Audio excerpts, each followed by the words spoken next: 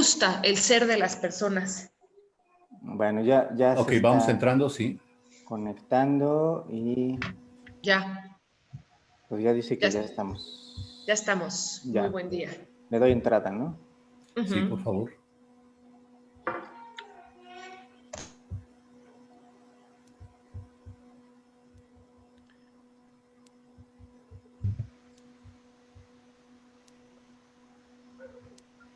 Hola, maestro García, buenos días.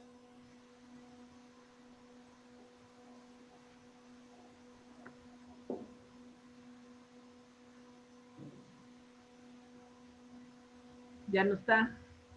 Sí, aquí está, ya está conectado, no está prendida ni su micrófono ni su cámara. Creo que es el Parque Rufino Tamayo, San Pedro García. Ah, ya, ese no lo conozco. Ahí está la oficina de Price. Ya, ahora sí. Hola, buenos días. Buenos días. Buen ¿Qué día. tal? Muy buenos Pablo, días. buenos días. Buenos días, Pablo.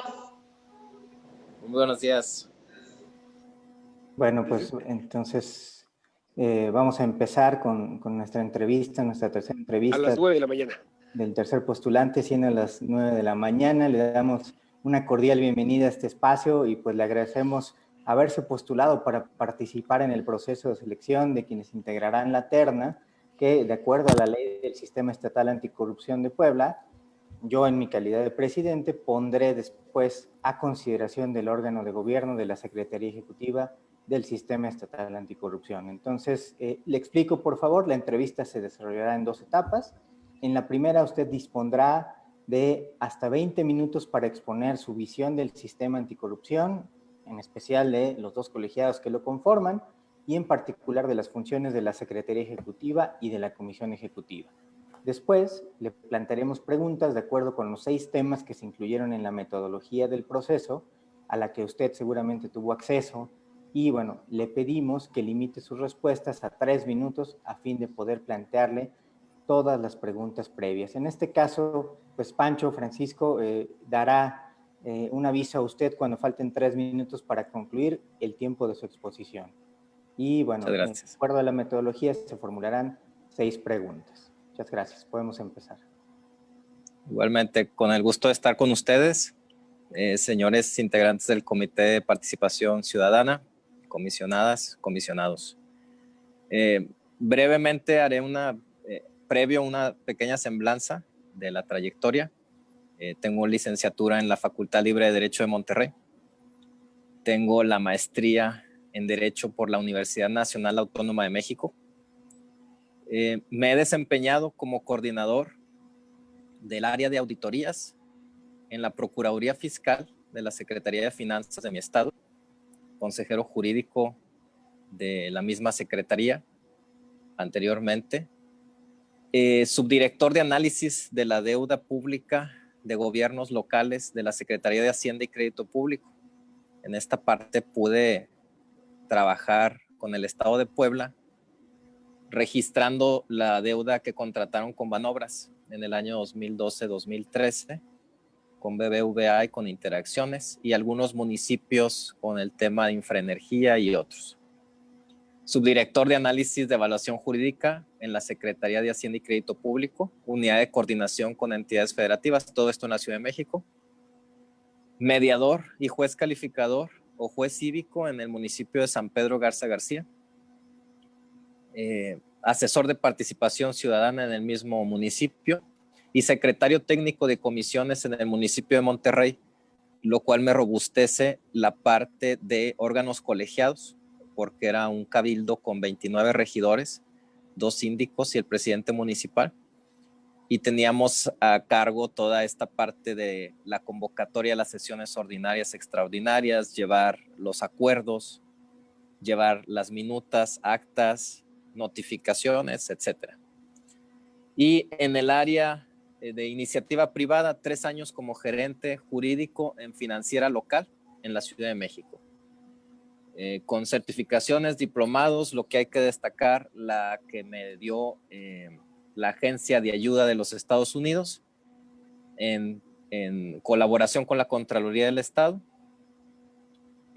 sistema de justicia en línea. Tengo los usuarios en todos los ámbitos del Poder Judicial para poder interponer escritos, curso de responsabilidades, auditoría forense, Sistema Nacional Anticorrupción. Igual que ustedes, vi nacer el Sistema Nacional Anticorrupción en 2016. Lo he visto avanzar, cómo se asentó en las legislaciones, en los estados. Pude participar en el seminario que dio el doctor Pérez de Hacha aquí en la Universidad Autónoma. Curso de liderazgo y facultamiento por la Universidad Nacional Autónoma de México. Actividades docentes. Participé en la Semana del Acuerdo, Consejo de la Judicatura del Estado.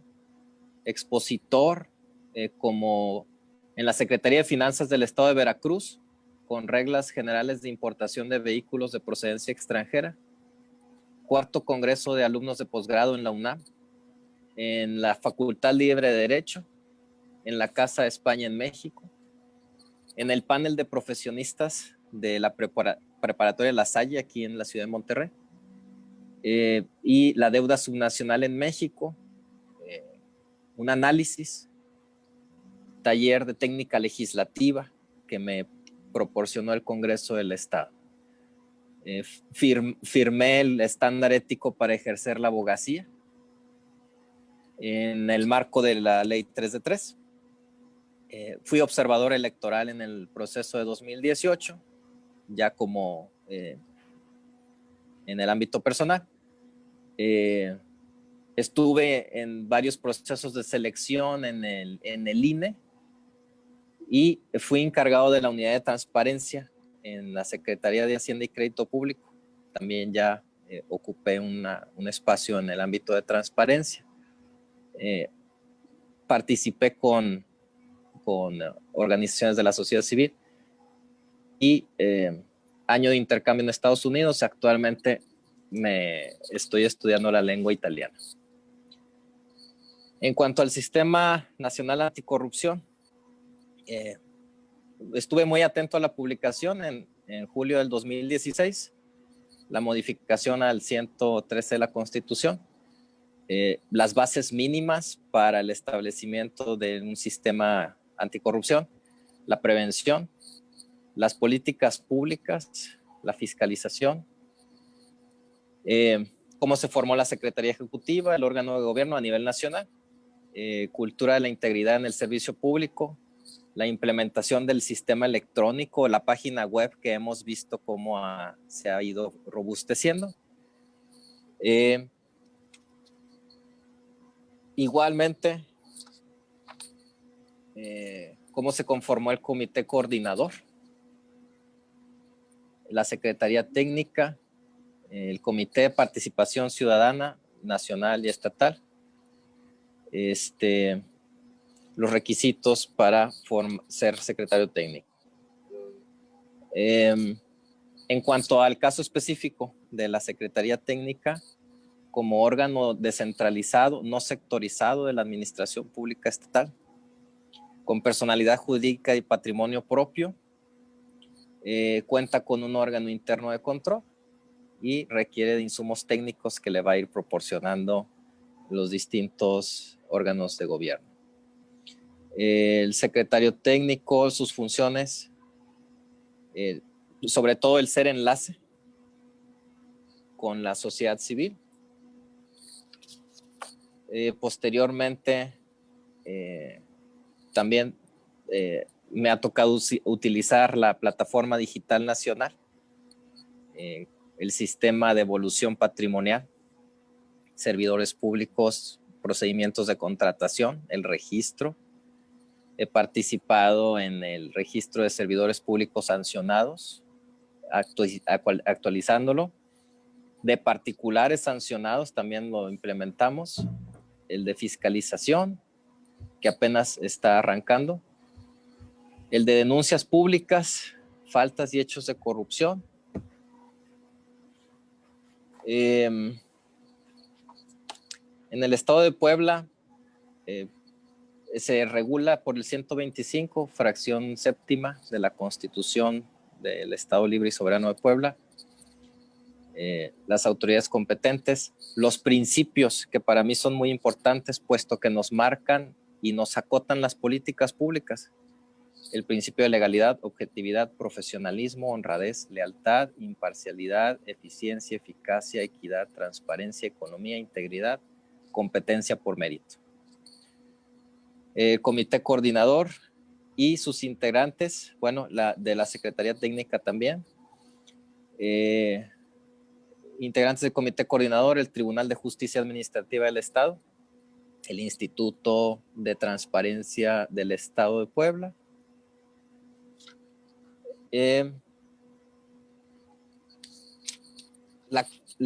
cómo se conforma en el Congreso del Estado también el Comité de Selección. Lo he podido ahí revisar. Y finalmente,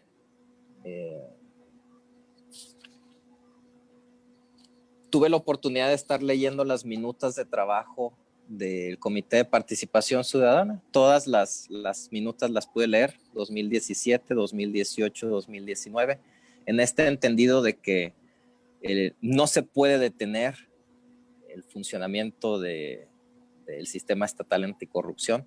A mí me gustaría que la curva de aprendizaje sea muy corta. En ese sentido, pude ver las capacitaciones, las reuniones nacionales que ustedes han tenido en Monterrey, Durango, cómo comenzó el sistema electrónico, las redes sociales, designación del secretario técnico, la relación con la Secretaría General de Gobierno, su instrucción de que la estructura fuera un espejo similar a la estructura nacional, el plan anual de trabajo, leí el libro blanco también,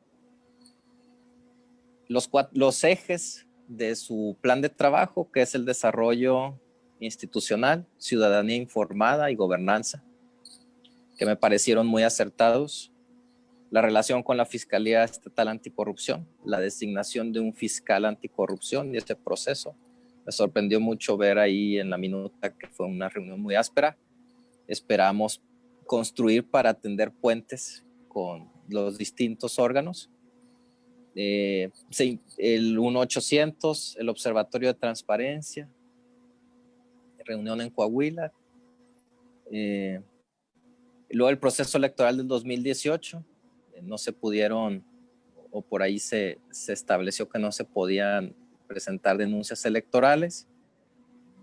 El avance del sistema municipal anticorrupción, el Observatorio de Mejora Regulatoria, lo relativo a la reconstrucción del sismo de septiembre de 2017, la participación en el Plan Estatal de Desarrollo, el estatus de las reformas legislativas en materia de anticorrupción, que ahí vamos a hablar de los retos. Visión de la estructura organizativa y retos de la Secretaría Ejecutiva. En mi entender, yo creo que sería el ajuste a la realidad nacional y estatal de los ordenamientos, que no existe una ley de responsabilidades administrativas a nivel local. Desarrollarla y sobre todo cuidar el no duplicar funciones de otras secretarías, de otras contralorías, función pública del Estado, etcétera, porque por ahí luego, escuchando otras entrevistas, las personas dicen, es que yo voy a sancionar. Y creo que por ahí no va la cosa, sino vincularnos con las instituciones que precisamente están encargadas de eso. Capacidad para desarrollar estrategias y cumplir los objetivos del sistema. A mí en ese sentido, y por eso mencioné lo de las minutas anteriores, porque a mí me gustaría dar continuidad a lo ya realizado. No me gustaría dar un carpetazo de lo que ya se hizo, sino darle una continuidad, un seguimiento a la plataforma digital, y sobre todo me gusta mucho el tema del registro de las organizaciones de la sociedad civil del Estado de Puebla, que se debe robustecer, se debe alcanzar todavía más organizaciones que se inscriban y en ese sentido hacer una comunicación efectiva entre ellos. En cuanto a la claridad y visión de la Secretaría Ejecutiva y su relación con el Comité de Participación Ciudadana, el Comité Coordinador y el órgano de gobierno, la Secretaría Ejecutiva, es la propuesta es hacerlas más ejecutivas. Yo sé que a veces no se puede reunir a todos los integrantes. Aquí en la Secretaría de Finanzas me toca a veces sesionar con fideicomisos y es imposible encontrar al titular, es imposible encontrar al gobernador porque está en una reunión. Bueno, manejar la figura de los suplentes para que de esta forma no se suspendan los trabajos del órgano colegiado y podamos seguir avanzando, ¿no? Invitar en calidad de escucha a otros órganos que no están actualmente participando. Estructura lógica y capacidad de tomar decisiones a lo largo de 15 años de carrera jurídica, de abogado, he podido desarrollar esas capacidades de liderazgo, comunicación, trabajo en equipo. Me gusta la frase también de la que está manejando ahorita la Administración Pública Federal, de hacer más con menos. El presupuesto puede rendir si lo aplicamos de una forma efectiva. Una reunión muy clara de esa frase es esta reunión. Imagínense el costo que hubiera tenido si hubiera sido en presencial, tanto costo económico como capital humano. Y podríamos transitar en ese sentido. Me ha tocado como ciudadano, porque jamás me he desconectado como ciudadano de la política, del Estado, de la situación, del gobierno. Me ha tocado presentar denuncias de anticorrupción. Específicamente en un ayuntamiento había unas luminarias que no funcionaban, las reporté, omitieron el reporte, ya no, violaron la normativa que tenían, y ahí viene, se hace judicial. Me citan, o sea, yo presento mi denuncia, me citan para ratificar en un horario totalmente laboral. Le comenté a mi jefe que iba a ir a ratificar una denuncia que puse por unas luminarias y me dijo que no puedes, ese no es una excusa. En ese sentido, ¿qué podemos hacer? ¿Por qué no acercamos y utilizamos los medios electrónicos a la ciudadanía para que puedan ratificar una denuncia por medios electrónicos, que no se detenga la materia anticorrupción por un formalismo, por un tecnicismo, que luego el ciudadano va a decir, esto parece un juicio, no tengo un abogado, me da miedo ir, me da miedo presentar mis denuncias. Me ha tocado sustanciar los procedimientos de responsabilidad administrativa, participar desde la notificación hasta el proyecto. En ese sentido, también hay muchas áreas de mejora, muchas áreas de oportunidad.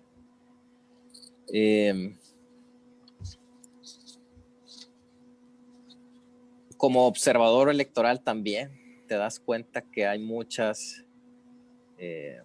yo creo que es el área más sensible, ¿no? El de la democracia. Y precisamente quise participar, nada más para ser testigo de qué sucedía en estas elecciones. Digo, no hubo ninguna eventualidad, pero es el hecho de estar comprometidos con nuestro país. 3 minutos. Correcto. Vamos, déjenme ver.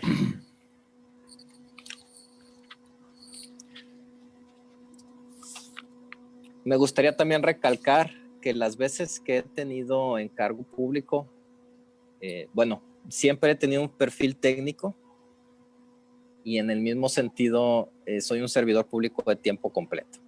En mi historial como servidor público jamás he faltado a mi trabajo. No ha habido ningún reporte en ese sentido. Me gustaría, y sobre todo mi filosofía es que los protagonistas del sistema estatal anticorrupción no es el secretario técnico. Los protagonistas son los comisionados y en ese sentido, y el sistema mismo, en ese sentido hay que robustecer y hay que por ejemplo, si están desarrollando una investigación, hay que apoyarlos para que ellos sean los que tengan el rol preponderante en la evolución de los fines del sistema.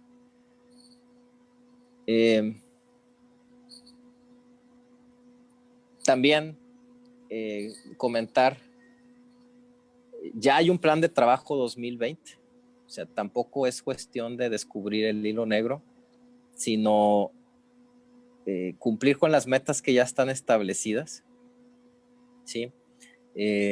Como propuestas, me gustaría también los talleres, darle continuidad a los talleres a niños, jóvenes en materia anticorrupción. Me gustaría también comentar, estuve presente cuando el Instituto Electoral fue a una preparatoria para apoyarlos con las elecciones de las planillas de la preparatoria. Y fui testigo de cómo los jóvenes ven al instituto, cómo ponen las reglas para la democracia, participan. Fue un experimento muy bueno. Y aquí a nivel de secretaría lo que hicimos fue una capacitación completa en el tema de transparencia y combate a la corrupción. Todos los servidores públicos tuvieron que tomar un curso que era virtual antes de que existiera esta pandemia, y el sistema te arrojaba una constancia de participación. La podías en PDF, la podías imprimir, y todavía es fecha de que vemos en los lugares de trabajo de las personas, vemos las constancias pegadas de que estuvieron participando. Se identifican los servidores públicos con el tema de transparencia, con el tema de anticorrupción, siempre y cuando nos acerquemos a ellos. Se acabó el tiempo. Gracias. De acuerdo, entonces pasamos a la etapa de preguntas, por favor. Con mucho gusto, me toca a mí. Pablo, si me permites, uso la Buenos días, contador. forma directa de tutearte y te pido que la utilices recíprocamente. Yo soy Pancho. Totalmente. Gracias, Pablo. Me gustaría preguntarte, para, digamos, reafirmar un poco lo que nos has expresado, ¿cuáles consideras que son las unidades o áreas sustantivas de la Secretaría Ejecutiva en el sistema estatal anticorrupción? Claro que sí, tiene un área de vinculación con vinculación y políticas públicas, que esa es muy importante. Tiene la dirección de transparencia, tiene la dirección de asuntos jurídicos y tiene, creo, una dirección de administrativa. Son las que están dependientes del secretario técnico. A lo mejor se me escapa alguna, pero creo que esa sería mi respuesta. Muy bien.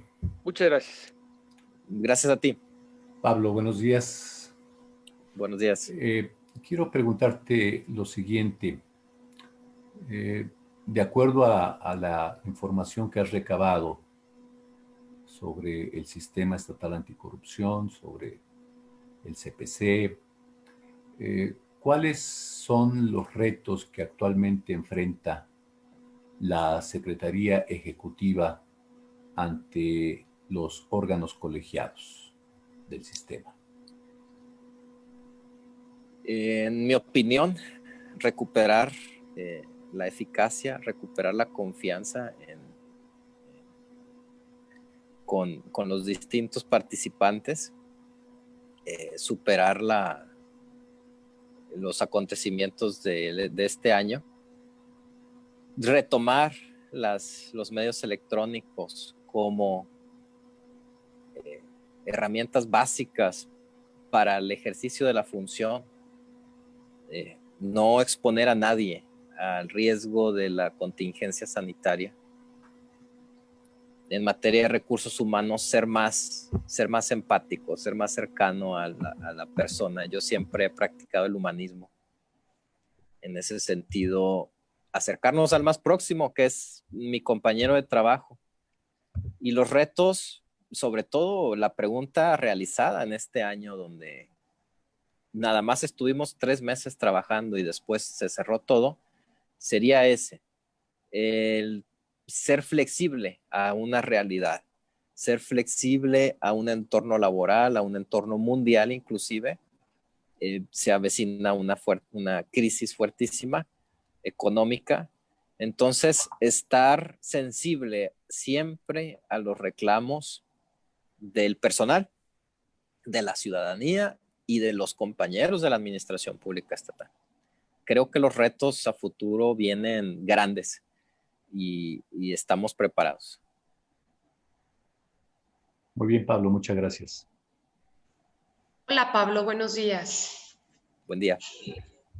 Pablo, partiendo de la estructura del sistema estatal anticorrupción y de tu conocimiento, tanto del sistema nacional y de los sistemas locales, ¿podrías decirme cuáles consideras tú que son los objetivos del sistema estatal, Puebla específicamente, y cuál sería tu estrategia para cumplir esos objetivos? Claro que sí.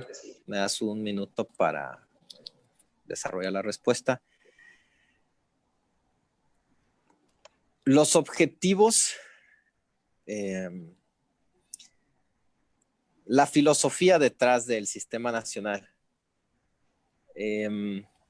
Yo creo que lo que el legislador estaba pensando al momento de aplicar, de desarrollar todo este sistema, fue ciudadanizar el tema de la anticorrupción en este país. Así como vimos cómo el sistema penal era rígido y era escrito y después transitó a la oralidad y al sistema penal acusatorio, en materia anticorrupción el legislador lo que quiso es abrir la puerta a los ciudadanos para que estuvieran presentes en la toma de decisiones, en la sustanciación de los procedimientos. En ese sentido, el objetivo más importante es abrir las puertas a los ciudadanos del Estado de Puebla de la materia anticorrupción y por qué no hacerlo extensiva a rendición de cuentas, a transparencia, a fiscalización, contabilidad gubernamental, todos estos temas que están de la mano. Entonces el objetivo es construir puentes, construir líneas de acción para que el sistema funcione mejor. Coordinarlo, que es la función básica, casi les diría yo que aplicando principios de la diplomacia, coordinándose con un diálogo respetuoso con los demás miembros y participantes del sistema estatal. Las propuestas, si ya vimos cuáles son los objetivos, nunca cansarnos, insistir siempre en el diálogo, en la constante comunicación con los miembros del sistema estatal, con los ciudadanos, acercarnos. Me gusta mucho, por ejemplo, leía en varias minutas que sesionaban en universidades, sesionaban en ONGs a nivel estatal. Continuar con ese esfuerzo, salir y no quedarnos con digamos, en un pequeño círculo. Otra propuesta. Yo todos los días estoy manejando aquí en la Secretaría las observaciones de la Auditoría Superior de la Federación, las observaciones de la Función Pública de la Auditoría Superior del Estado. Analizarlas a fondo. Preparar unos documentos en donde ustedes puedan ver el proceso administrativo bien visto como una tubería y dónde está la gotera en el proceso administrativo, dónde está la fuga en el proceso administrativo. Si la observación versó sobre un tema recurrente, digamos, se están tardando en la Secretaría de Finanzas para ministrar los recursos públicos, que ustedes puedan ver en un mapa general de todo el estado dónde están las recurrencias y en ese sentido bajarle no soy partidario de esas dependencias en donde vamos, que nuestra meta sea, vamos a imprimir y vamos a mandar 1000 oficios. No, yo creo que realmente la meta sí ayuda a mandar los oficios, pero la meta sería que no existieran observaciones. Observaciones cero. Tuvimos aquí, bueno, más bien en la financiera donde trabajé anteriormente, un sistema de calidad muy, muy estricto, implementado inclusive por un despacho coreano, en donde nos decían, a ver, el área jurídica, no puede ser su meta de un área jurídica presentar 1000 denuncias. Más bien, la meta del área jurídica es que no existan sentencias desfavorables, ¿no? En ese sentido, a partir de ahí tomamos nota y nunca ha habido sentencias desfavorables en ese sentido. Me gustaría comentar que como titular del órgano interno de control de aquí de la Secretaría de Finanzas, instauramos 600 procedimientos de responsabilidad administrativa. Se sancionó a servidores públicos. La sanción apegada a derecho. ¿Se fueron a los tribunales administrativos? Sí, se fueron algunas a los tribunales administrativos. ¿Y qué pasó? Los magistrados nos dieron la razón.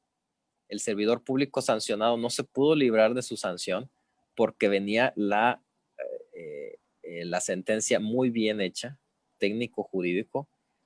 No violamos ninguna garantía, no violamos derechos humanos, no violamos la legítima defensa. En ese sentido, bueno. ¿Y qué pasa con muchos fiscalizadores? Multan al servidor público y luego el servidor público no paga. En ese sentido, lo que hicimos aquí en la Secretaría de Finanzas, de la mano con la Subsecretaría de Ingresos, embargar cuentas a un nivel en escala local, no a una escala como la Unidad de Inteligencia Financiera de la Ciudad de México, pero sí pudimos embargar salarios, pudimos congelar algunas cuentas, se pagaron las multas y en ese sentido se cumplieron los fines del sistema estatal anticorrupción porque creo que inhibimos ciertas conductas gracias a la aplicación de sanciones. Gracias, Pablo, gracias. Gracias. Gracias, Pablo. Entonces, en la siguiente pregunta sería para ti, ¿qué capacidades y conocimientos de los que dispones piensas que son importantes para ejercer específicamente este puesto? Claro que sí, presidente. Como se pueden dar cuenta del archivo electrónico que proporcioné, que contiene mis documentos, fui en los años anteriores una capacitación brutal, exhaustiva por parte de la Contraloría. No escatimaron en recursos. En ese sentido, los conocimientos que tengo, las capacidades que tengo actualmente son fruto de esa capacitación que yo recibí, tanto de la Contraloría del Estado, la Auditoría Superior del Estado, Secretaría de la Función Pública, inclusive de organismos internacionales, la capacitación en el tema de los tratados internacionales que tienen que ver con la anticorrupción, desde el año 1975, las convenciones americanas, etcétera.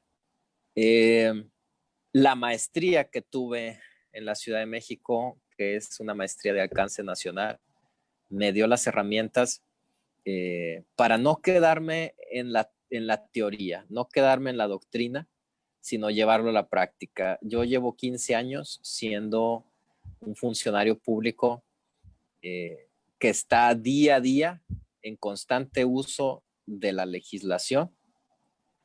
En la praxis estamos, digámosle que ahora sí, en la talacha. Me faltó también hacer un énfasis en las capacidades en materia de recursos humanos, que también manejo recursos humanos actualmente del gobierno, manejo recursos públicos todos los días.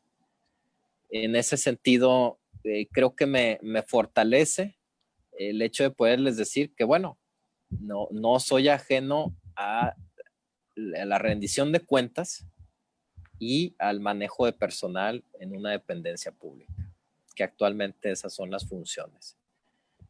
Como órgano colegiado, haber estado en este cabildo me abrió los ojos, me puso a aplicar igual la teoría, la técnica legislativa. Me acuerdo que en el cabildo había 5 partidos políticos, entonces imagínense, era como un congreso en miniatura. Teníamos que hacer la convocatoria a los 31 miembros del cabildo, uno por uno, sello de recibido. Teníamos que hacer las sesiones previas, teníamos que hacer los dictámenes, socializar los dictámenes, llegar a acuerdos y sobre todo, algo que no vi en las minutas del comité es el seguimiento de los acuerdos anteriores o revocación de un acuerdo que se haya tomado con anterioridad, revocación o modificación. Entonces yo creo que podríamos comenzar con un catálogo de los acuerdos previamente tomados por el comité y darles un seguimiento. Entonces, creo que en esas son las capacidades y conocimientos de mi trayectoria profesional que pongo a sus servicios. Muchas gracias. Gracias, Muchas Pablo. gracias. Yo te preguntaría, ya nos has platicado mucho de tu experiencia en un órgano interno de control y en un colegiado como es una sala de regidores, que poner de acuerdo a todos los regidores, al síndico y al presidente municipal, pues no es fácil, ¿no? Entonces, yo quisiera que nos platicaras acerca de una problemática que implicó tomar una decisión difícil.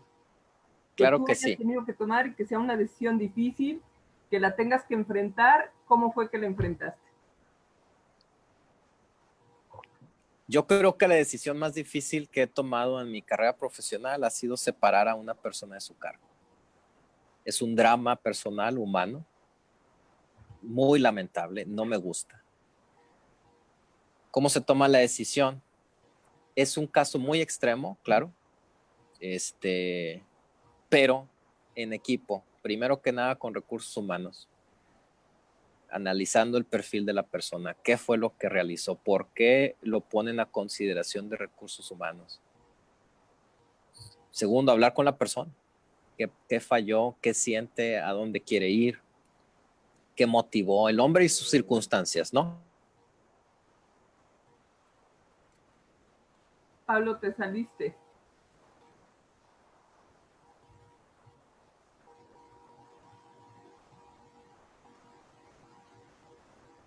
Habló. Uy, algo le pasó. Discúlpeme, es que entró una llamada celular y entró aquí también en la tablet. Discúlpenme. Bueno, les comentaba, pues la decisión más difícil es separar a una persona de su cargo. Y ahí contradices el humanismo personal con una decisión que a veces hasta viene de fuera. Sin embargo, en equipo, bueno, y con la sensibilidad que la persona lo merece, ¿no? Un proceso de separación no tiene por qué ser dramático en ese sentido. Se tiene que llevar al máximo los principios de la dignidad de la persona. Me acuerdo de varias veces dentro del órgano colegiado hubo discrepancias, hubo veces que no estuvieron de acuerdo en algún asunto. Me acuerdo que les puedo contar también una experiencia de haberle cambiado el nombre a una colonia sin querer, porque por cabildo aprobábamos los planos de desarrollo urbano. Entonces me pasan un dictamen de desarrollo urbano con una colonia en donde se llamaba La Lágrima.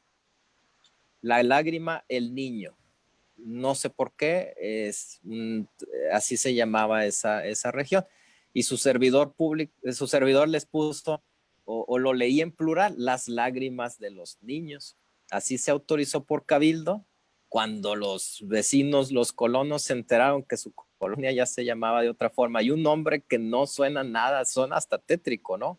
Las lágrimas de los niños. Bueno, se rectificó. Hicimos una sesión de cabildo y siempre, bueno, ¿por qué lo platico? Porque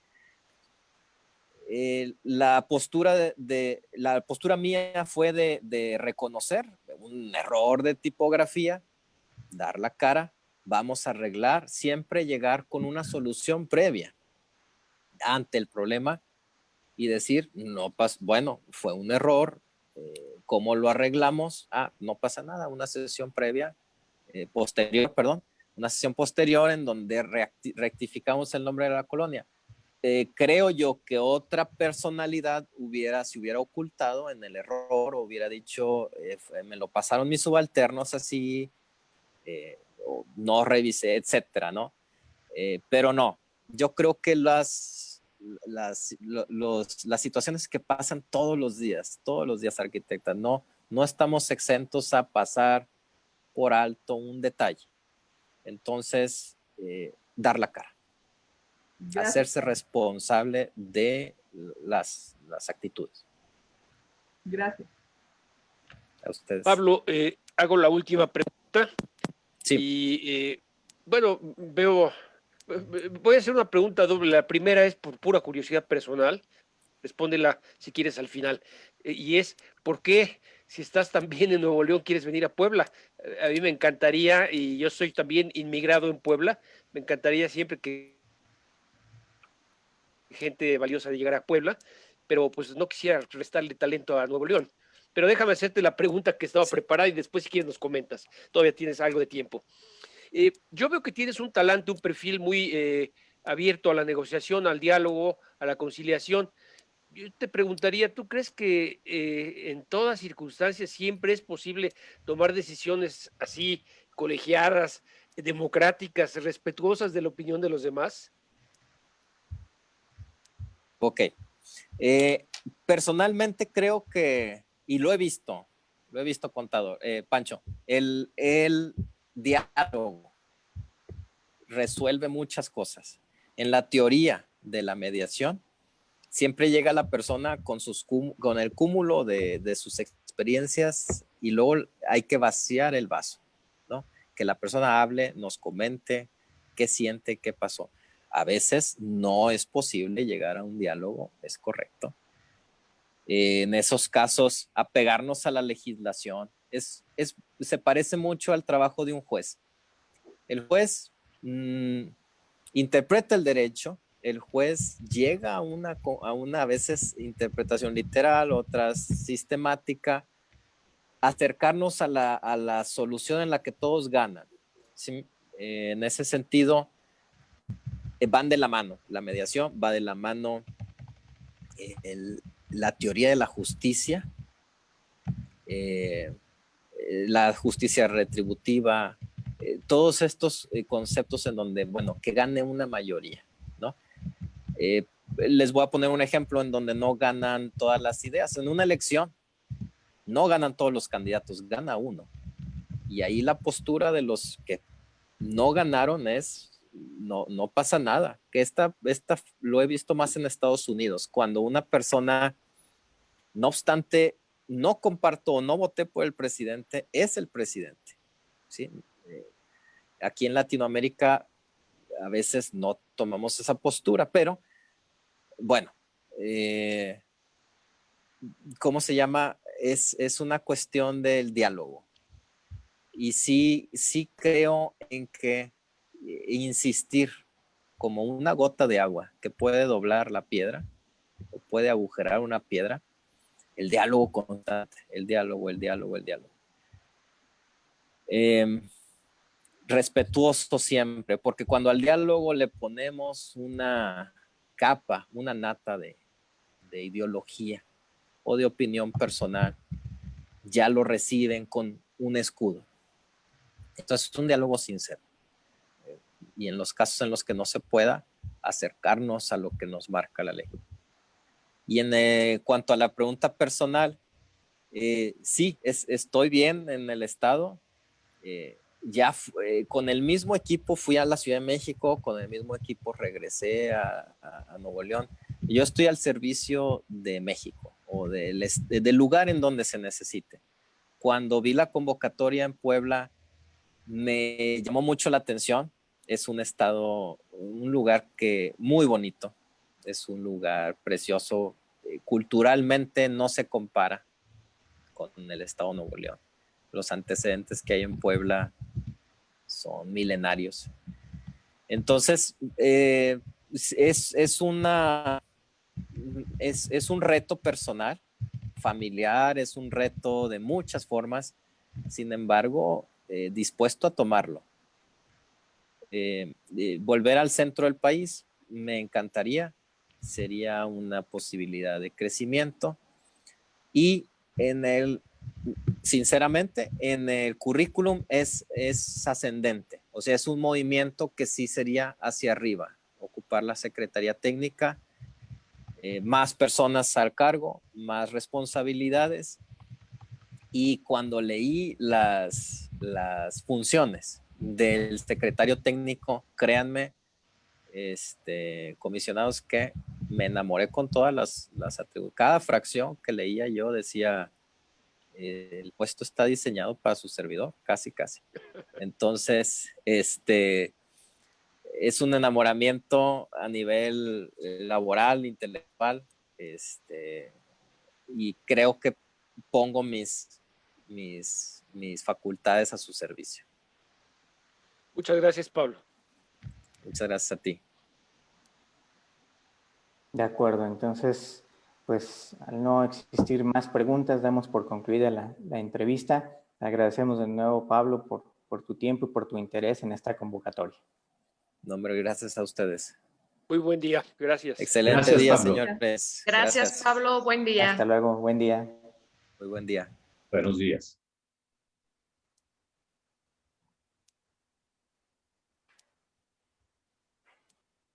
Cortas.